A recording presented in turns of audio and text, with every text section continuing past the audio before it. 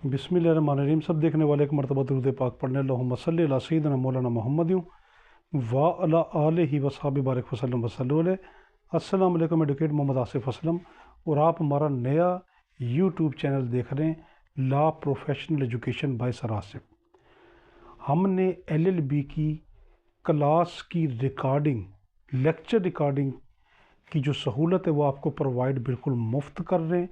पूरा LLB का course इसी तरीके से तमाम सिविल जजेस, मजिस्ट्रेट, एडिशनल सेशन जजेस, ADPP, DDPP, FIA, पुलिस, उसके अलावा पैरा फोर्सेस, रेवेन्यू की जितनी पोस्टें होती हैं वो, उसके अलावा PMS, CSS, ये तमाम और आगे बहुत सी, इसके अलावा लैट, ये सब के सब लेक्चर हमारे आपको इसी तरीके से क्लास रिकॉर्डिंग की शक्ल में आपको इंशाल्लाह दिए जाएंगे, या कोई और मेथड भी हमें कोई अच्छा लगा तो उसके तहत भी आपको दिए जाएंगे ताकि आपके लिए आसानी हो। हमारा जो दूसरा चैनल है लॉ एजुकेशनल एकेडमी चैनल, वो भी हमारा चैनल है, उस पर भी वीडियोज़ आएंगी, मगर क्योंकि उस चैनल के जो पार्टनर है मोहतरम गुलाम फरीद फ़तेहाना एडवोकेट साहब, वो लंदन शिफ्ट हुए और कुछ मसरूफियात की बिना पे फिर हम डेली बेस के ऊपर या रेगुलर बेस के ऊपर लेक्चर रिकॉर्ड नहीं करवा सकते, क्योंकि अपलोड उस चैनल के वो करते हैं। तो इसलिए जो है फिर हमने ये वाला चैनल स्टार्ट किया।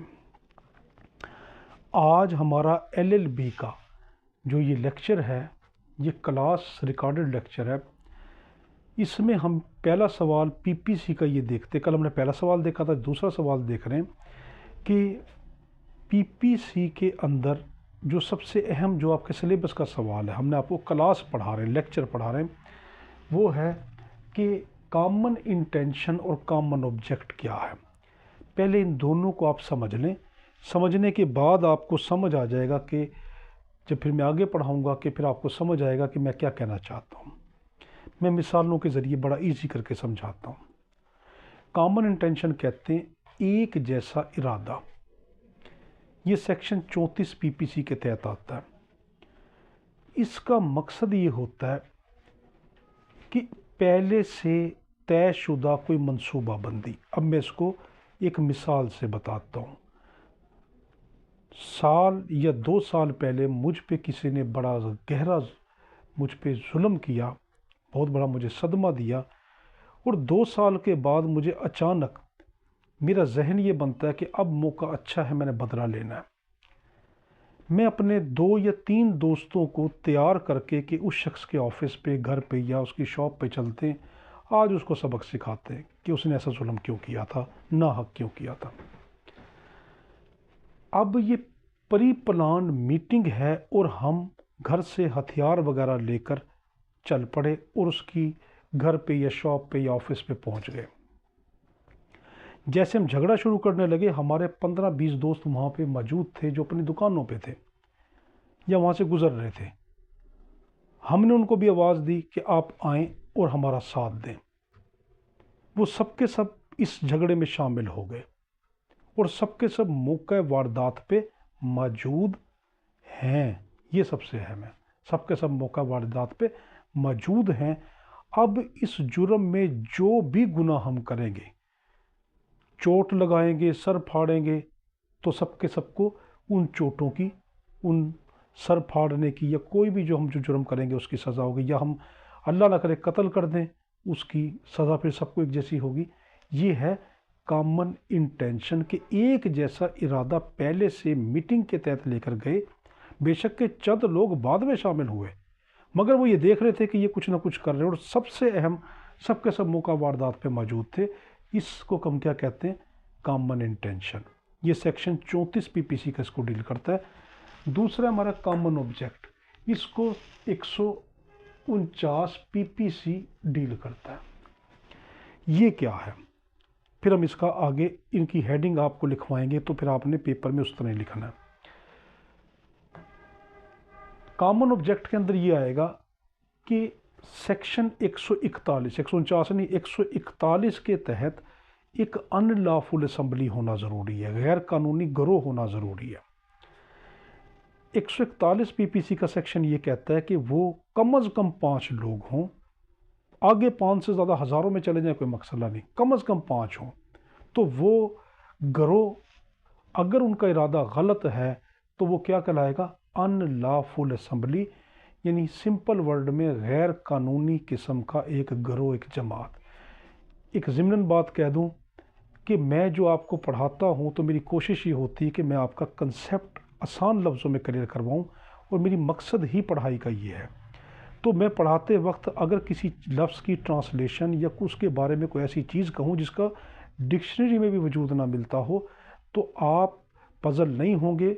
उसका मेरा मकसद ये होता है कि उस वक्त लफ्ज़ को समझाने, उस बात को करने के और आपको कंसेप्ट क्लियर करने के लिए मेरे पास मुझे लगता है कि ठीक और फिट जो लफ्ज़ हैं वो यही होंगे, तो इसलिए मैं वो लफ्ज़ बोलता हूँ। तो दोबारा अपने टॉपिक की तरफ आते हैं। तो कम अज़ कम 5 या 5 से ज़्यादा लोग हों 141 सेक्शन के तहत, और वो उनका एक ख़ास मकसद हो, कॉमन ऑब्जेक्ट हो, या कॉमन इंटेंशन, इरादा एक जैसा था, वहाँ ऑब्जेक्ट एक मकसद एक जैसा है। तो 149 में मकसद एक जैसा हो। जैसे 50 लोगों का हमने ग्रुप बना लिया और हमारा मकसद ये है हमने शहर में चोरियां लूट मार मचानी है, तो ये हमारा कॉमन ऑब्जेक्ट आ गया। अब ये ग्रुप हमने बना लिया। एक दिन हम 10 लोग, 50 में से सिर्फ 10 लोग एक रास्ते से गुजर रहे थे, हमें मौका मिला, यहाँ पे काफ़ी लोग जेवरात वगैरह पहन के फिर रहे हैं या मोबाइल वगैरह। अब अल्लाह ना करे हमारे जहन में ये आए कि हम 10 ने, देखो बाकी 40 उस घरों का हिस्सा वो अपने अपने घरों में अपने कारोबार पे गए हुए हैं, हम 10 ने चोरियां कर ली, डकैती डाल ली। अब क्योंकि हम अनलॉफुल असेंबली थे, 50 के 50 उसका हिस्सा थे, और सबसे अहम बात मौका वारदात, यानी कि जब हम कोई जुर्म कर रहे हो उस टाइम सब का मौजूद होना उस मौका वारदात पे ज़रूरी नहीं है। चंद लोग भी अगर मौका वारदात पे कोई अनलॉफुल एक्ट करेंगे, कोई जुर्म कमिट करेंगे, तो उन सब को सज़ा होगी जो उस जुर्म के वक्त, जुर्म की डेट को उस अनलॉफुल गैर कानूनी असम्बली का हिस्सा थे। तो देखें, कॉमन इंटेंशन में पहले प्लान बना के आए थे, यहाँ कोई प्लान नहीं, अचानक मौका मिल गया चलो डकैती डालते हैं। यहाँ पर सबका मौका वारदात पे होना ज़रूरी, और यहाँ पर किसी का मौका वारदात पे होना ज़रूरी नहीं। चंद भी होंगे, बाकी सब के सब उसी जुर्म में रगड़े जाएंगे। फिर यहाँ पे सबसे अहम बात कि सब के सब उस अनलॉफुल असम्बली का हिस्सा होना ज़रूरी है, उसके मेंबरशिप उनकी होना ज़रूरी है जिस डेट को जुर्म कमिट हुआ था। ये आ गया। अब आप, ये तो आपका इंट्रोडक्शन हो गया जो आप हेडिंग देंगे, इसको शार्ट करके आप लिखेंगे कि इन दोनों सेक्शनों का जो मकसद क्या है, कंस्ट्रक्टिव, इनका इंट्रोडक्शन पहले हेडिंग देंगे। इन दोनों सेक्शन 34 और 149 का मकसद है कंस्ट्रक्टिव लायबिलिटी, कि कंस्ट्रक्टिव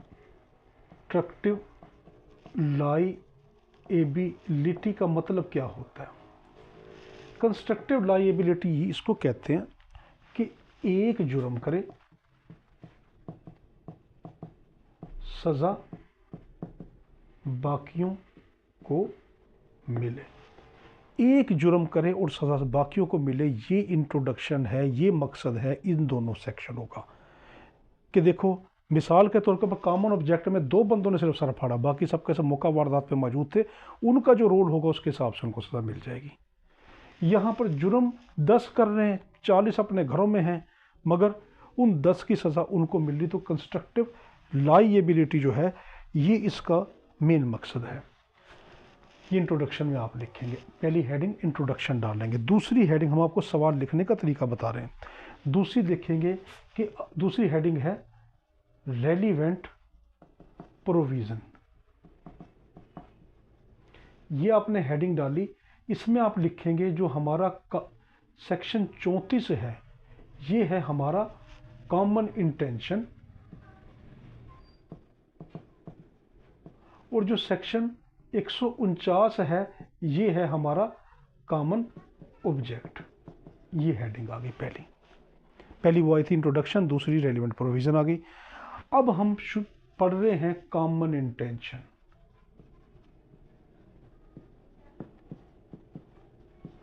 कॉमन इंटेंशन ये लिखकर अब आप इसकी लिखेंगे डेफिनेशन। या इसको लिख दें कॉमन इंटेंशन, डेफिनेशन ना भी डालें बल्कि यहाँ पे लिख दें common intention under section 34 PPC। ये हेडिंग आपकी बन गई। अब आप बेयर एक्ट उठा लेंगे या आपकी जो हैंडबुक होगी उसमें से आप इसकी देखेंगे कि इसकी प्रॉपर डेफिनेशन क्या है। इसकी प्रॉपर डेफिनेशन ये है कि when a criminal act is done, जब एक गैर कानूनी काम या कोई जुर्म किया गया हो बाय सेवरल पर्सन, चंद लोगों ने, इन furtherance of the common intention, सब का इरादा ये हो कि वो उनका इरादा एक जैसा हो या एक जैसे इरादे के ताबे होके करें, ऑफ ऑल वो सब के सब, ईच ऑफ सच पर्सन, हर वो शख्स, इज़ लाइएबल फॉर दैट एक्ट, वो सब के सब जिम्मेदार बन जाएंगे, शरीक जुर्म बन जाएंगे, इन दी सेम मैनर, बिल्कुल इस तरीके से, as if it were done by him alone, जैसे कि वो जुर्म कोई अगर अकेला करता तो उसको अकेले को सज़ा मिलती। वही मिसाल जो मैं पहले दे चुका, पहले इसकी हेडिंग, इसका आप डेफिनेशन लिख देंगे। अब आप क्या करेंगे कि ये इसकी डेफिनेशन चल रही है, ठीक है। अब वही वाली चीज़ में कही गई कि अगर कोई एक जैसे इरादे के ताबे हो के सेवरल पर्सन, चंद लोग कोई जुर्म करें तो वो सब के सब उस जुर्म की सज़ा पाएंगे, बिल्कुल ऐसे कि जैसे वो जुर्म किसी अकेले ने किया होता तो उसको एक को सज़ा मिलती या सबको मिलेगी। अगली हेडिंग आप देंगे कॉमन इंटेंशन की, ingredients of common intention. Ingredients of common intention हम ये देखेंगे। इसका पहली आप हेडिंग ये देंगे कि criminal act must be criminal. पहली हेडिंग है इसकी कि एक्ट मस्ट बी क्रिमिनल, यानी इसका पहला इंग्रेडिएंट है कि जो काम है वो मस्ट बी क्रिमिनल, कोई नेकी का काम नहीं होना चाहिए, कोई जुर्म होना ज़रूरी है। दूसरी हेडिंग देंगे आप इसमें, ये हमारे नोट्स हैं, ये इंशाल्लाह किताब की शक्ल में भी आएंगे, उसके ज़रिए फिर हम ये अब आपको बता रहे हैं कि act done by several person.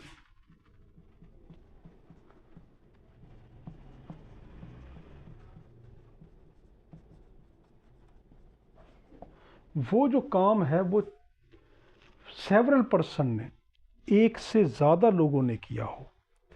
अकेला अगर कोई शख्स करेगा उस पर 34 कभी भी नहीं लग सकती। याद रखना, अगर कोई एक शख्स कत्ल कर दे, डकैती डाले, चोरी करे, कुछ भी करे, उस पर 34 नहीं लगेगी।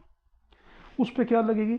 उस पर जुर्म की सज़ा लगेगी। मिसाल के तौर पर अगर यहाँ पर 337 A5 है, अगर अकेले शख्स ने किया तो क्या लगेगी? 337 A5। हम आगे जाकर देखेंगे कि 337 A5 किसको कहते हो अगले लेक्चरों में।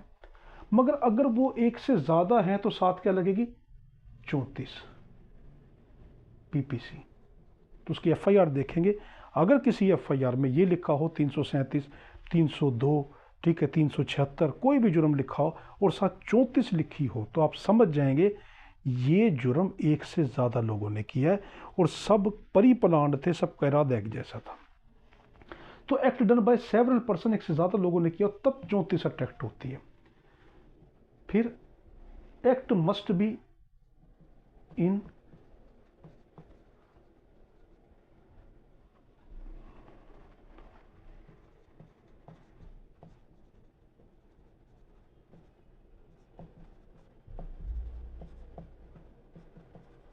Act must be done in furtherance of common intention.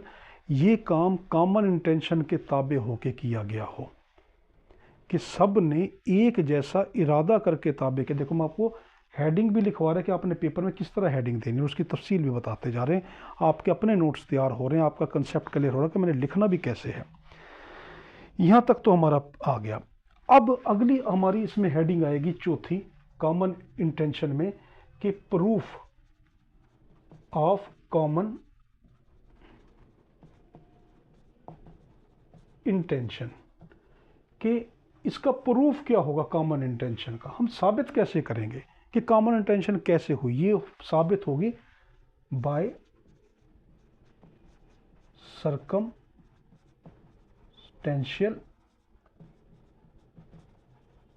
Evidences, ये साबित होगी बाय सर्कमस्टेंशियल एविडेंसेस कि मौका वारदात पे जो सबूत हो गए उससे।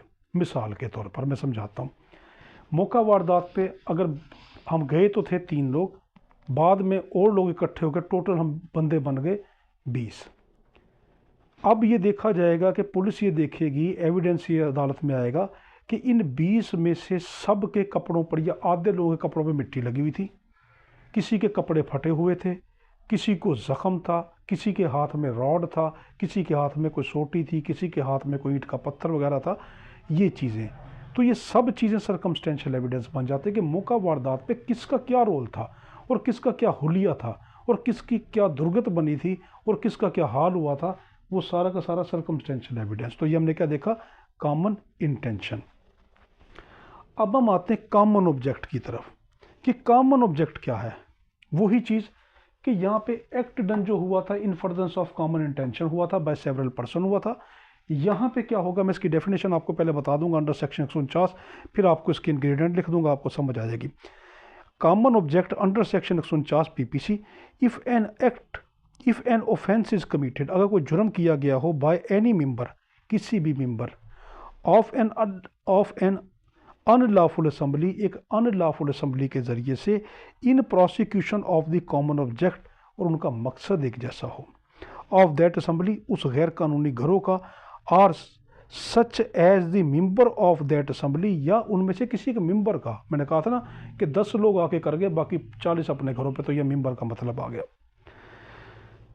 न्यू टू बी लाइकली, और वो मेंबर जानते थे to be likely to be committed, जो हम कर रहे हैं वो क्या कर रहे हैं, in the prosecution of that object, और हम जो कर रहे हैं उस मकसद के ताबे होके कर रहे हैं। Even every person who at the time of that committing of that offence, जो भी लोग उस जुर्म को कर रहे थे, in the committing of that offence, जो इस जुर्म को कर रहे थे, is a member of that same assembly, जो उस सेम असेंबली का हिस्सा थे, is guilty of that offence, वो उस जुर्म के गिल्टीदार होंगे। अब देखें, एक अनलॉफुल असेंबली हो, उसके कुछ मेंबर, सब मेंबर या कुछ मेंबर, अगर वो एक जैसी सोच और मकसद लेकर, उनका मकसद क्या था, लूट मार, तो या तो वो सारे के सारे लूट मार करें 50 के 50, या उनमें से जो 10 कर दें, 5 कर दें, तो वो लोग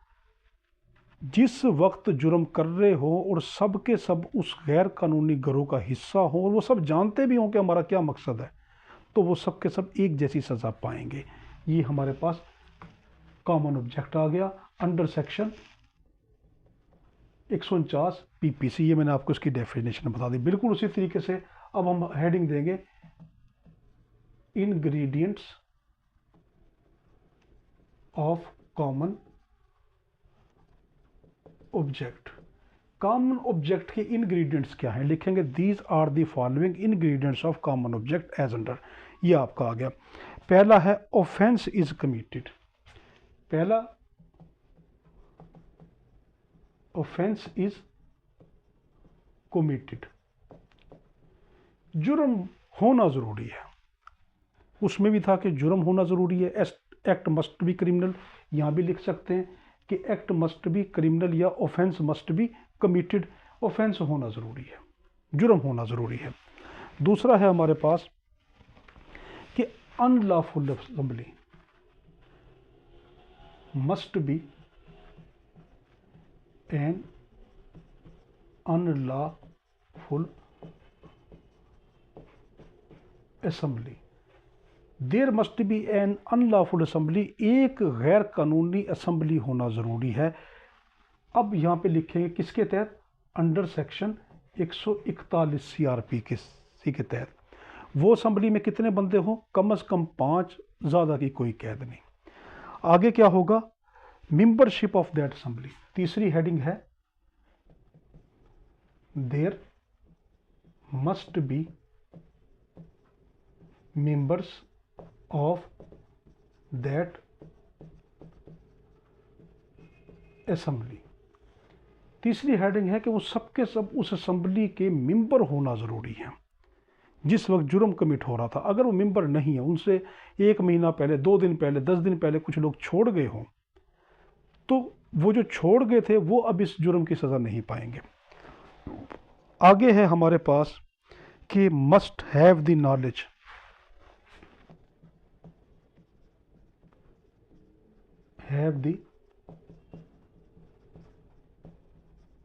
must have the knowledge of that act that has been committed. उन सब को ये पता होना चाहिए कि जो हम कर रहे हैं वो है क्या, मिस रिप्रेजेंटेशन ना हो, गलत बयानी ना हो, खुले लफ्ज़ों में इनको पता हो कि हमारा जो ग्रोह बना है ये सब का सब इसलिए बना कि हमने वारदातें करनी है, हमने जुर्म करने, तो सबको उस जुर्म का मकसद होना, उस जुर्म की नेचर होने का पता होना चाहिए। ढके छुपे लफ्ज़ों में, दबे लफ्ज़ों में अगर किसी उस मेंबर के हेड ने कोई बात की, उस असम्बली के हेड ने कोई बात की और बाकियों को अभी गलत फहमी कि ये क्या करना चाहते हैं, उनको नहीं पता इस चीज़ का, तो वो फिर कोर्ट में साबित होगा कि फिर उनके लिए ये वाली सज़ा कॉमन ऑब्जेक्ट में नहीं जाएंगे, फिर वो अलग उसके हिसाब से वो आएगी, हर केस की नोयत के हिसाब से होती है। आगे इसकी 5 वही कि प्रूफ ऑफ कॉमन ऑब्जेक्ट। जो कॉमन ऑब्जेक्ट है इसका प्रूफ क्या होगा, कैसे साबित होगा? देखो यहाँ पे तो ये था ना कि सबका सब सर्कमस्टेंशियल एविडेंस थे कि वो लोग देखे गए थे, किसके कपड़े फटे, किसको जख्म आए, किसके हाथ में क्या हथियार थे, सर्कमस्टेंशियल एविडेंस देखा गया सेक्शन 34 में। यहाँ अदालत क्या साबित करेगी कि कैसे वो उस जुर्म के भागीदार बनेंगे, उन सबको एक जैसी सज़ा क्यों अदालत दे, ये साबित कैसे करेंगे?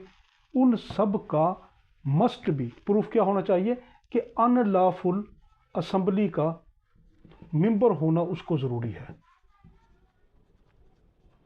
कोर्ट में बस ये साबित होना चाहिए कि जिस वक्त ये जुर्म कमिट हुआ था ये सब के सब लोग उस अनलॉफुल असम्बली का हिस्सा थे, जानते थे नोयत क्या थी। 40 बेशक घरों में फिर रहे हों, अपने बिजनेस पे गए हों, मगर जो 10 थे उनको मौका मिला, उन्होंने लूट मार मचा दी, तो सबको जो है उसकी सज़ा मिलेगी।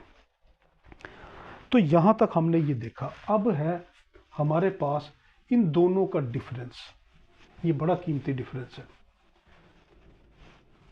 कॉमन इंटेंशन का और कॉमन ऑब्जेक्ट का डिफरेंस है। पहली हेडिंग देंगे या लिख देंगे, डिफरेंस मैंने लकीर लगा दी है कि आप पहली हेडिंग इसमें से ये देंगे कि इनकी सेक्शन पहली हेडिंग देंगे या रेलिवेंट प्रोविजन पहली हेडिंग देंगे, यहाँ पे लिखेंगे 34 पीपीसी और यहाँ पे लिखेंगे 149 पीपीसी। ये पहली हेडिंग आ गई। दूसरा फर्क इसके अंदर किस चीज़ का आप लिखेंगे कि number of person, number of persons ये लिखेंगे। 34 में कितने? More than 1। और यहां पे कितना लिखेंगे? 5 आर मोर।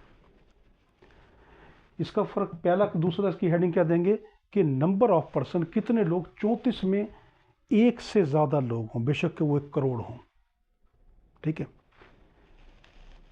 और जो कॉमन ऑब्जेक्ट में 149 में क्या लिखेंगे? कम से कम 5 हो, ज्यादा की करोड़ों हो कोई मसला नहीं, कम से कम 5 हो। यहाँ पे 1 से ज़्यादा हो और यहाँ 5 से ज़्यादा हो, 5 या 5 से ज़्यादा। फिर आप लिखेंगे pre planned meeting of mind. यहाँ पे कॉमन इंटेंशन 34 में प्री प्लान जो मीटिंग है ये मस्ट बी, ये होना ज़रूरी है। और यहाँ पे there is no need of pre plan meeting, यहाँ पे मीटिंग हो या ना हो कोई मसला नहीं। तीसरा चौथा यहाँ पे लिखेंगे पार्टिसिपेशन, उन सबकी शमूलियत। 34 में सबके सब मौका वारदात पे मस्ट बी प्रेजेंट। पार्टिसिपेशन 34 में ये ज़रूरी है कि सब के सब मौका वारदात पे मौजूद हों, और जो हमारे पास 149 में, इसमें there is no need of participation of all the member of unlawful assembly.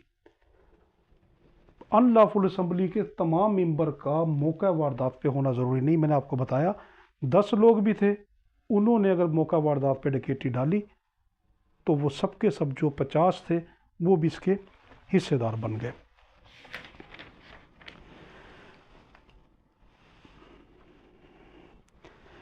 अगली हेडिंग आप दे देंगे नेचर ऑफ ऑफेंस। जुर्म की नेचर क्या है? कॉमन, इसके अंदर 34 में जुर्म की नेचर है कॉमन इंटेंशन, ऊपर लिखा हुआ कॉमन इंटेंशन, और यहां पे जुर्म की नोयत क्या है? Common object. छठी है हमारे पास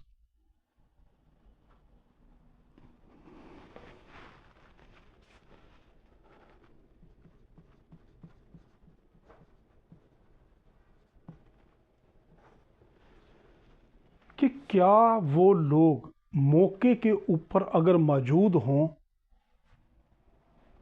जो झगड़ा कर रहे थे, सिर्फ वो ही लोग 34 के अंदर सज़ा पाएंगे, या वो भी कि जो बाद में आए थे?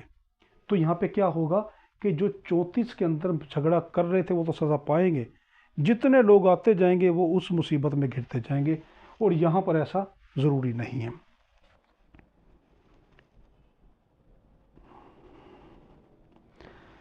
आखिर के अंदर एक बड़ी कीमती बात 7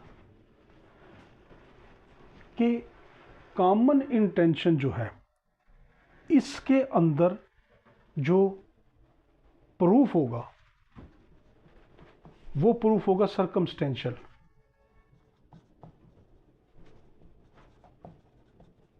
एविडेंस से हम कलेक्ट करेंगे। प्रूफ कैसे कलेक्ट करेंगे? सर्कमस्टेंशियल एविडेंस से। और इसका प्रूफ कैसे कलेक्ट करेंगे? वो हम कैसे कि मेंबरशिप ऑफ अनलॉफुल असेंबली, कि इसमें हम किस तरह कलेक्ट करेंगे कि मेंबरशिप होना ज़रूरी है। जब जुर्म कमिट हुआ तो उसका मेंबर होना ज़रूरी है। ये बड़ा कीमती सवाल है, हर बार तकरीबन ये किसी न किसी इम्तहान में आता रहता है। हमने आपको इसका ना सिर्फ तरीका बताया कि लिखना कैसे, उसकी हेडिंगें भी बताई और उसकी एक्सप्लेनेशन भी दी। हमारे हक़ में दुआ करना। अल्लाहुम्मा सल्ली अला सय्यिदिना मौलाना मुहम्मद व अला आलिहि व सल्लम। अल्लाह हाफ़िज़।